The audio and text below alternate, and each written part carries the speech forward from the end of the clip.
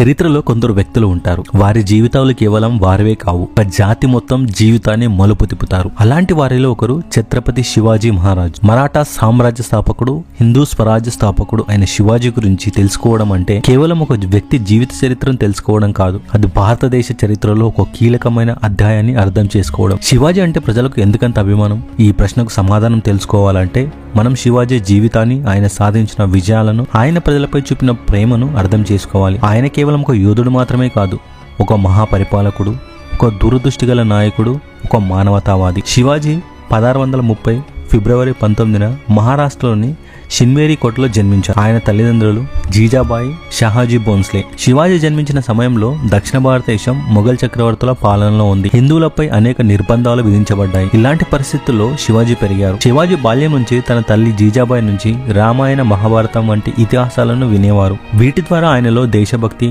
ధర్మ పరిపాలన పట్ల ఆసక్తి పెరిగింది. అలాగే ఆయన గురువు దాదాజీ కొండదేవ్ నుంచి యుద్ధ తంత్రాలు, రాజనీతి నేర్చుకున్నారు. ఈ విధంగా శివాజీ చిన్నప్పటి నుంచే ఒక మహానాయకుడిగా తయారవ్వడానికి అవసరమైన గుణాలను పెంపొందించుకున్నారు. శివాజీ చిన్నప్పటి నుంచే యుద్ధ విద్యలపై మక్కువ చూపేవారు. 15 సంవత్సరాల వయసులోనే తొలి విజయాన్ని సాధించారు. తోరణ కోటని స్వాధీనం చేసుకోవడమే ఆయన తొలి విజయం. ఆ తర్వాత ఒక్కొక్కటిగా అనేక కోటలను స్వాధీనం చేసుకున్నారు. శివాజీ యుద్ధ తంత్రం చాలా ప్రత్యేకమైనది.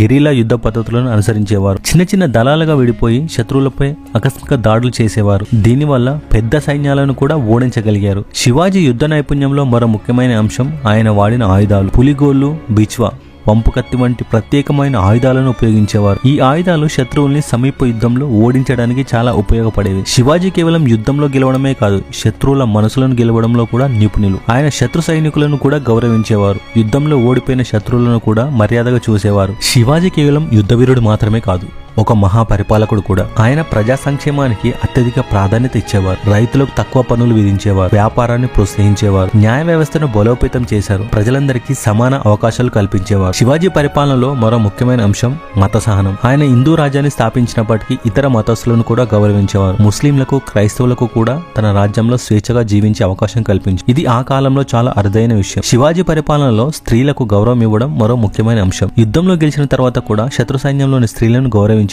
వారిని సురక్షితంగా తమ ప్రాంతాలకు పంపించేవారు. ఇది ఆయన మానవతా దృక్పథానికి నిదర్శనం. శివాజీ చేసిన మరో గొప్ప పని నావికాదళ స్థాపన. ఆయన కాలంలో పశ్చిమ తీరంలో పోర్చుగీసు, డచ్, ఇంగ్లీష్ వారి ఆధిపత్యం ఉండేది. వీరిని ఎదుర్కోవడానికి శివాజీ బలమైన నావికా దళాన్ని నిర్మించారు. దీనివల్ల సముద్ర మార్గంలో వచ్చే వర్తకాన్ని నియంత్రించగలిగారు. ఇది ఆయన దూరదృష్టికి నిదర్శనం. శివాజీ జీవితంలో అత్యంత కీలకమైన ఘట్టం ఔరంగజేబుతో పోరాటం. ఔరంగజేబు మొఘల్ సామ్రాజ్యాన్ని విస్తరించాలని ప్రయత్నించాడు. శివాజీని లొంగదీసుకోవడానికి అనేక ప్రయత్నాలు చేశాడు. కానీ శివాజీ తన తెలివితేటలతో